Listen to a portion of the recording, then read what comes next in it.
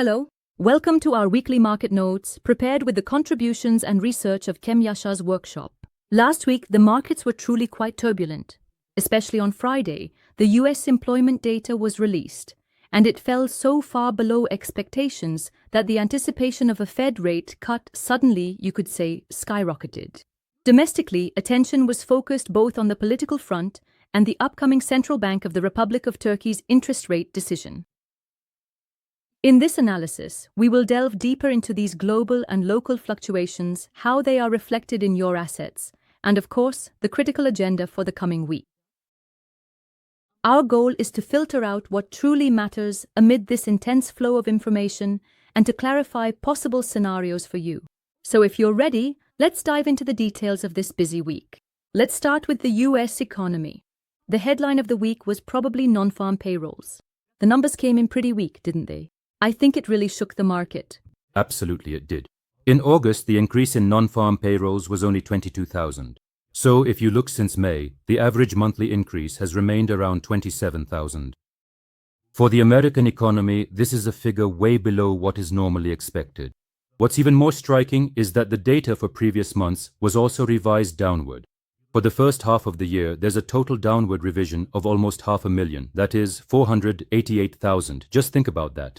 The unemployment rate is also at 4.3%, the highest level in the past few years. This is the highest level we've seen since October 2021. With such weak data coming in, the market immediately switched to, okay, the Fed is going to cut rates mode. That's exactly what happened, instantly. Markets now see a 25 basis point cut, that is, a 0.25% reduction, at the September meeting as almost certain. They're pricing it in with a 99% probability. In fact, expectations have gone even further. Currently, a total of 3 25 basis point cuts are expected by the end of the year. There were already signs of this. Both labor supply and demand are declining together. Powell pointed out these risks at Jackson Hole. Now, they are becoming more apparent. Wage increases also remained at 3.7%. You know, it's not creating that inflationary pressure the Fed fears. That famous 3 to 3.5% range, the range the Fed considers consistent with its 2% target, wage growth is staying within that band. So the risk of wage-driven inflation seems to be off the table for now.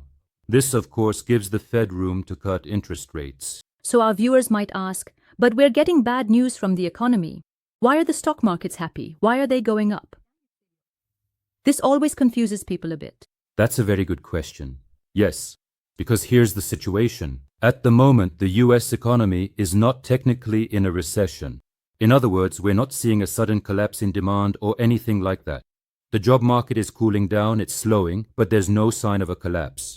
The market's perception is that the Fed can manage this by lowering interest rates without sending the economy into a hard landing, that is, a recession, and can keep the job market balanced. This is the soft landing expectation. So what does this expectation do? It lowers the discount rates used in valuing stocks, because bond yields are falling. And it also strengthens the assumption that there won't be a sudden deterioration in companies' profit expectations. When these two come together, that's what supports the stock markets. But as you said, the biggest risk is still on the table. What if the Fed can't get this fine-tuning right? What if the economy still goes into recession? That's when things change. Absolutely. That's why next week's US inflation data, namely CPI and PPI, will be very critical. If inflation continues to cool, the Fed will have even more leeway and the market will be even happier. But if the opposite happens, then it's a problem. So in light of all these global developments, how did the American stock markets end the week? Did that famous rally continue? Yes, it did. Especially after that employment data, the rally continued with the expectations of an interest rate cut. On Friday, the S&P 500 came very close to its all-time high at 6,532 points, but there was a slight profit-taking towards the close. The Nasdaq 100, which is dominated by technology stocks, was also quite strong. The main motivation is clear: the expectation of lower interest rates. So, which levels should investors pay attention to? Are there any critical thresholds right now? Of course. If we look at it this way, for the S&P 500, the 6,470-point level is being watched as an important support. As long as it stays above this level, the resistance zone in the 6,520 to 6,545 range could be the next target.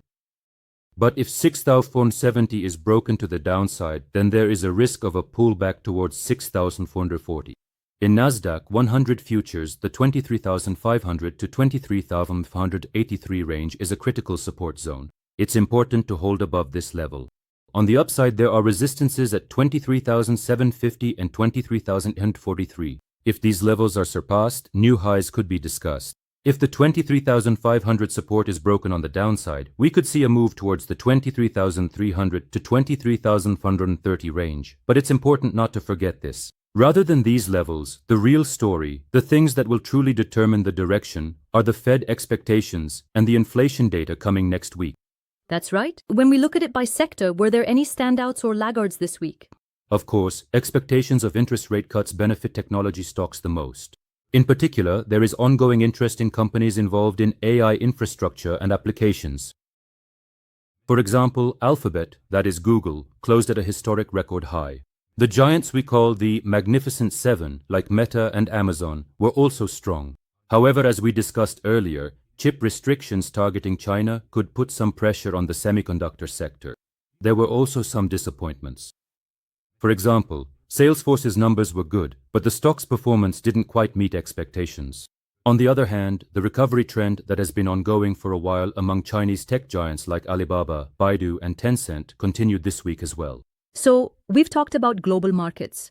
Let's now turn our attention a bit to the domestic front, to the Turkish markets. It seems it wasn't a particularly good week for Borsa Istanbul. To be honest, the first thing that caught my attention this week was that sharp drop in the BIST 100. Yes, unfortunately that's what happened. The BIST 100 index closed the week with a rather significant drop of about 4.95%. From 10,129 points, it even dropped to around 10,334 during the week. But it also went down as far as 10,612. So it was quite a volatile week. So what was basically behind this drop? The main factor is said to be the rising political tension and the uncertainty it created. This situation triggered a flight from risk. And of course, since there had been a strong rally over the past few months, some investors wanting to realize their profits also played a role in this decline. Especially around the third of the month, this selling pressure was more pronounced. I see. So, what should Borsa Istanbul investors pay attention to in the coming period, in your opinion? If we look at the technical levels, 10,600 and 10,500 points appear to be important support levels. On the upside, 10,900 and 11,000 levels serve as resistance. But I guess the real determining factors are something else. Exactly. Right now, rather than technical levels, all eyes are on the Central Bank of the Republic of Turkey's interest rate decision on September 11th and on news flow from the political front. These seem to be the determining factors. It feels like investors are in more of a wait-and-see mode these days. They're acting more cautiously. Now let's move on to commodities. It seems like it was a week that put a smile on the faces of gold investors. New records were set. Yes, gold was definitely one of the stars of the week.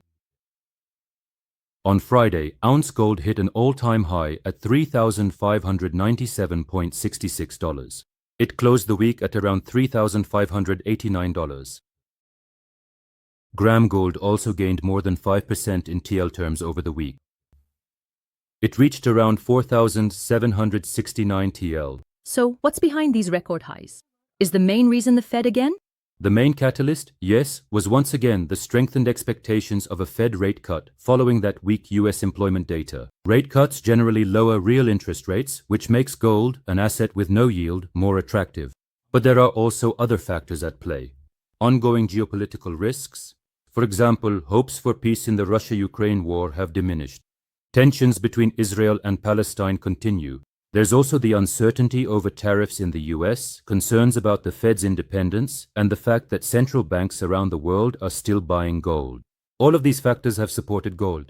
So, which levels will be important for investors in gold going forward? Now, the $3,500 level has become an important psychological and technical support point. As long as it stays above this level, the positive outlook is expected to continue. On the upside, the new peak at $3,579 and the psychological threshold at $3,600 are the first resistance levels. Those who look at Fibonacci analyses say that $3,620 could be the next potential target. In the event of a possible pullback, even if it dips below $3,500, the $3,466 level can be monitored as an important support. I see. So, what did silver do in the meantime? Did it follow gold as well? Yes, silver also found support from gold and gained value. It managed to stay above the critical $40 level. This was significant. From a technical perspective, the $40.16 level is currently an important support. As long as this level is maintained, the $41.11 and $41.30 resistance levels above can be targeted. In fact, some analyses mention that if the $41.45 level can also be surpassed, there is potential for a target as high as $47.73. So it seems to have potential. On the downside, there are support levels at $39.95 and $39.52. Overall, there are also comments in the market suggesting that silver could potentially be more attractive than gold. So, let's take a look at the cryptocurrency market as well. What was the latest situation there? How did Bitcoin perform this week?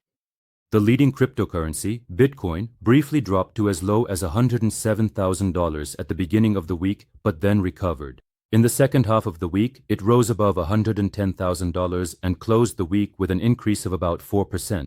That's quite a recovery. What caused this? It seems that the continued institutional interest played a role in this.